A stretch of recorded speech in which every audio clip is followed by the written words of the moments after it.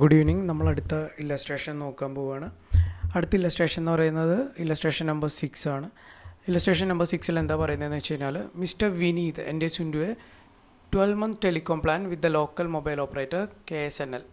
അപ്പോൾ വിനീത് എന്ന് പറയുന്ന ആൾ KSNL എന്ന് പറയുന്ന മൊബൈൽ ഓപ്പറേറ്ററിൻ്റെ അടുത്ത് ഒരു 12-month ടെലികോം പ്ലാൻ എടുക്കുകയാണ്. ഓക്കെ, ഈ ടെലികോം പ്ലാനിൻ്റെ ടേംസ് എന്താണെന്ന് വെച്ച് കഴിഞ്ഞാൽ, mister Vinees monthly fixed fees ₹1000. ഇപ്പോൾ ഈ ടെലികോം പ്ലാൻ എടുക്കുകയാണെങ്കിൽ വിനീത് ഓരോ മാസവും 1000 രൂപ വെച്ച് കൊടുക്കണം. അപ്പോൾ 12 മാസത്തെ ടെലികോം പ്ലാനാണ്. അപ്പോൾ 12 മാസം എന്ന് പറഞ്ഞു കഴിഞ്ഞാൽ 12 × 1000, ഓരോ മാസം 1000, അപ്പോൾ 12,000 രൂപ കൊടുക്കണം ടെലികോം പ്ലാനിന്. കൂടാതെ ഈ ടെലികോം പ്ലാൻ എടുക്കുകയാണെങ്കിൽ, ഈ 12-month ടെലികോം പ്ലാൻ എടുക്കുകയാണെങ്കിൽ കോൺട്രാക്ടർ അല്ലെങ്കിൽ കോൺട്രാക്റ്റിൽ പറയുന്നത് എന്താണെന്ന് വെച്ച് കഴിഞ്ഞാൽ, KSNL provides a free handset. ഒരു ഹാൻഡ്സെറ്റ് വിനീതിന് ഫ്രീ ആയിട്ട് കൊടുക്കും.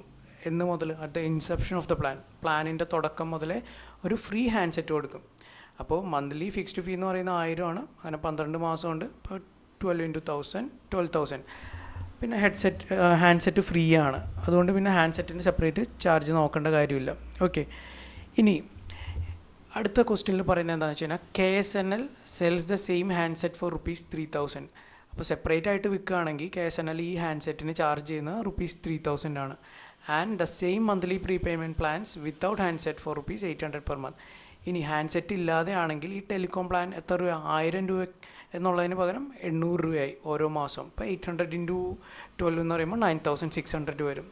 ഓക്കെ, അപ്പോൾ ഹാൻഡ്സെറ്റ് ഇല്ലാതെ ആണെങ്കിൽ 800, ഹാൻഡ്സെറ്റോട് കൂടിയാണെങ്കിൽ 1000 per month ആണ്. ഓക്കെ, നമ്മളടുത്ത് ഇവിടെ ചോദിക്കുന്ന, how should KSNL recognise the revenues from this plan in line with IFRS 15 or Ind AS 115.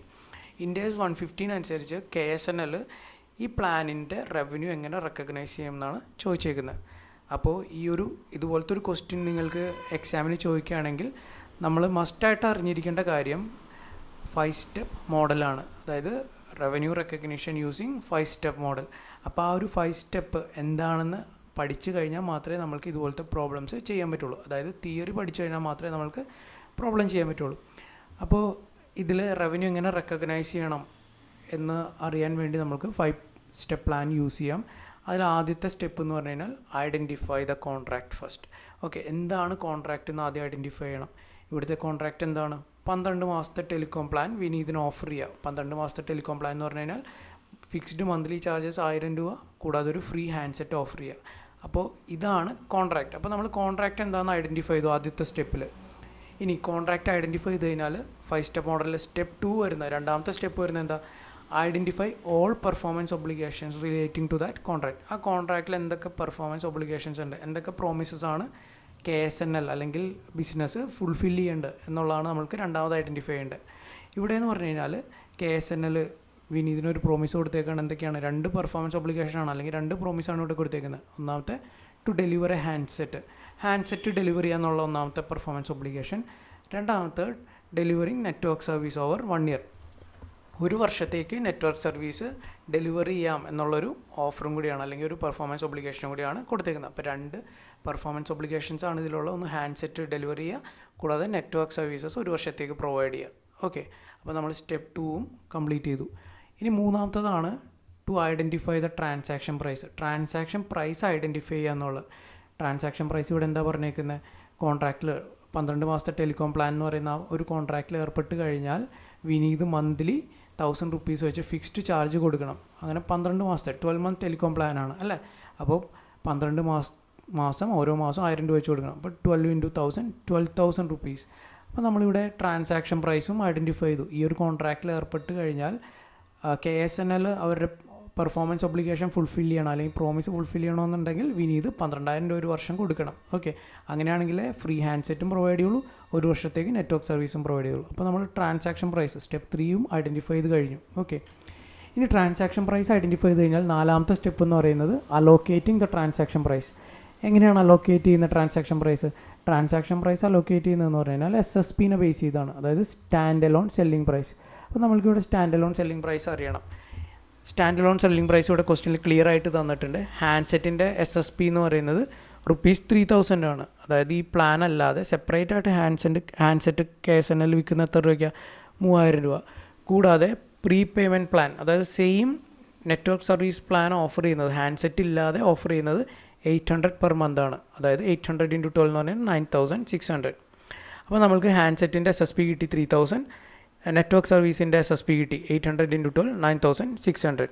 ഇനി നമ്മൾക്ക് ഇതിനെ അലോക്കേറ്റ് ചെയ്യണം. അതായത് ആ 12,000 റുപ്പീസ് എന്ന് പറയുന്ന ട്രാൻസാക്ഷൻ പ്രൈസ് ഐഡൻറ്റിഫൈ ചെയ്ത് വെച്ചിട്ടുണ്ട് നമ്മൾ സ്റ്റെപ്പ് 4 അല്ലേ, സ്റ്റെപ്പ് 3. ആ ഐഡൻറ്റിഫൈ ചെയ്ത് വെച്ച 12,000 റുപ്പീസ് ട്രാൻസാക്ഷൻ പ്രൈസ് നമ്മൾ ഈ ഒരു SSPയുടെ ബേസിസിൽ അലോക്കേറ്റ് ചെയ്യണം. 12,000 ആണ് ട്രാൻസാക്ഷൻ പ്രൈസ് എന്നറിയാം. കൂടാതെ SSP of handset 3,000 ആണെന്നറിയാം, SSP of network service 9,600 ആണെന്നറിയാം. അപ്പോൾ ടോട്ടൽ SSP എത്രയാണെന്ന് നോക്കണം. 3,000 പ്ലസ് 9,600 12,600 ആണ്. ഈ 12,600 അല്ലെങ്കിൽ 3,000 ഈസ് ടു 9,600ൻ്റെ റേഷ്യോയിൽ ഹാൻഡ്സെറ്റിൻ്റെ നെറ്റ്വർക്ക് സർവീസിൻ്റെയും ട്രാൻസാക്ഷൻ പ്രൈസ് അലോക്കേറ്റ് ചെയ്യാൻ പോകണം നമ്മൾ. അപ്പോൾ എങ്ങനെയാണ് അലോക്കേറ്റ് ചെയ്യുക? 12,000 ആണ് നമ്മൾ ഐഡൻറ്റിഫൈ ചെയ്ത് വെച്ചേക്കുന്ന ട്രാൻസാക്ഷൻ പ്രൈസ് എന്ന് പറയുന്നത്. അപ്പോൾ transaction price into stand alone selling price divided by total stand alone selling price. അപ്പോൾ ഹാൻഡ്സെറ്റിൻ്റെ ട്രാൻസാക്ഷൻ പ്രൈസ് എങ്ങനെയാണ് അലോക്കേറ്റ് ചെയ്യുന്നതെന്ന് വെച്ച് കഴിഞ്ഞാൽ 12,000 ഇൻറ്റു 3,000 ഡിവൈഡഡ് ബൈ 12,600, അതായത് 2,856 കിട്ടും. കൂടാതെ network service charge 12,000 into 9,600 divided by total stand alone selling price ആയിട്ടുള്ള 12,600, അതായത് 9,144 വരും. അപ്പോൾ നമ്മൾ ട്രാൻസാക്ഷൻ പ്രൈസിനെ അലോക്കേറ്റ് ചെയ്തു, 4th സ്റ്റെപ്പ്. ഇനി 5ാമത്തെ സ്റ്റെപ്പ് എന്ന് പറഞ്ഞു കഴിഞ്ഞാൽ ഫൈനൽ സ്റ്റെപ്പാണ് റെക്കഗ്നൈസിങ് റവന്യൂ. എങ്ങനെയാണ് റവന്യൂ റെക്കഗ്നൈസ് ചെയ്യേണ്ടത്? ഇവിടെ KSNL ഹാൻഡ്സെറ്റ് വിനീതിന് കൊടുക്കുമ്പോൾ തന്നെ എന്തായി, വിനീതിൻ്റെ കൺട്രോളിലായി ട്രാൻസാക്ഷൻ ഹാൻഡ്സെറ്റ് എന്ന് പറയുന്നത്. വിനീതിന് യൂസ് ചെയ്യാം. അതിൽ അസോസിയേറ്റ് ചെയ്യുന്ന ടൈറ്റിലും റിസ്ക്കും എല്ലാം വിനീതിൻ്റെ കയ്യിലാണിപ്പോൾ. എപ്പോഴാണോ ഹാൻഡ്സെറ്റ് ട്രാൻസ്ഫർ ചെയ്യുന്നത് അപ്പോൾ കൺട്രോൾ വിനീതിൻ്റെ കയ്യിലായി. വിനീതിൻ്റെ കയ്യിൽ കൺട്രോൾ കിട്ടുമ്പോൾ തന്നെ എന്ത് ചെയ്യണം? ഹാൻഡ്സെറ്റിൻ്റെ ട്രാൻസാക്ഷൻ പ്രൈസ് റെക്കഗ്നൈസ് ചെയ്യണം. അപ്പോൾ വിനീതിന് ട്രാൻസ്ഫർ ചെയ്യുന്ന സമയത്ത് തന്നെ ട്രാൻസാക്ഷൻ പ്രൈസ് നമ്മൾ സ്റ്റെപ്പ് 4 ഐഡൻറ്റിഫൈ ചെയ്ത് വെച്ചേക്കുന്ന 2,856 നമ്മൾ റെക്കഗ്നൈസ് ചെയ്യും. ഓക്കെ. ഇനി സർവീസ് ചാർജ് എങ്ങനെയാണ്? 12 മാസത്തേക്കാണല്ലേ, 12 മാസത്തെ പ്ലാനാണ്. അപ്പോൾ ഓരോ മാസവും ഇവിടെ ടോട്ടൽ പ്ലാൻ്റെ ഇത് കിട്ടിയിട്ടുണ്ട് 9,144. ആ ഡിവൈഡഡ് ബൈ 12 ഓരോ മാസവും നമ്മൾ എന്ത് ചെയ്യണം? ബില്ലിങ്ങിൽ ചാർജ് ചെയ്യണം. അപ്പോൾ ഓവർ ദ ടൈം, അതായത് ഹാൻഡ്സെറ്റ് ഒരു പെർട്ടിക്കുലർ പോയിൻ്റ് ഇൻ ടൈമിലും നെറ്റ്വർക്ക് സർവീസ് ഓവർ ടൈം ആണ് റെക്കഗ്നൈസ് ചെയ്യേണ്ടത്. ഓരോ മാസവും ആ 9,144 റുപ്പീസ് നമ്മൾ ചാർജ് ചെയ്യണം, റെക്കഗ്നൈസ് ചെയ്യണം. ഇങ്ങനെയാണ് റവന്യൂ റെക്കഗ്നൈസ് ചെയ്യുന്ന ഒരു കോൺട്രാക്റ്റിൽ. അപ്പോൾ ഇങ്ങനത്തെ ഒരു പ്രോബ്ലം വരുമ്പോൾ നമ്മൾ മസ്റ്റായിട്ട് തിയറി അറിഞ്ഞിരിക്കണം, പ്രത്യേകിച്ച് ആ 5 സ്റ്റെപ്പ് മോഡൽ. ആ 5 സ്റ്റെപ്പ് മോഡൽ അറിയാതെ നമ്മൾക്ക് ഇതുപോലത്തെ ഇൻഡേഴ്സ് 150ൻ്റെ റവന്യൂ റെക്കഗ്നിഷൻ്റെ പ്രോബ്ലം ചെയ്യാൻ പറ്റില്ല. അപ്പോൾ എല്ലാവരും ഏറ്റവും ആദ്യം ആ തിയറി നോക്കുക, അതിനുശേഷം ഈ പ്രോബ്ലം ഓരോ സ്റ്റെപ്പ് ഐഡൻറ്റിഫൈ ചെയ്ത് പോവുക. സ്റ്റെപ്പ് 1 ഇന്നത്, സ്റ്റെപ്പ് 2 ഇന്നത്, സ്റ്റെപ്പ് 3, സ്റ്റെപ്പ് 4, സ്റ്റെപ്പ് 5 എന്ന് പറഞ്ഞ് നമ്മൾ ചെയ്യുക. സ്റ്റെപ്പ് 5 ആണ് ഏറ്റവും ഫൈനൽ സ്റ്റെപ്പ്. അത് റെക്കഗ്നൈസ് ചെയ്യുക, നമ്മൾ അലോക്കേറ്റ് ചെയ്ത ട്രാൻസാക്ഷൻ പ്രൈസിനെ റെക്കഗ്നൈസ് ചെയ്യുന്നതെന്നുള്ളതാണ്. ഓക്കെ. അപ്പോൾ എന്തെങ്കിലും ഡൗട്ട് ഉണ്ടെങ്കിൽ ചോദിക്കുക. Thank you.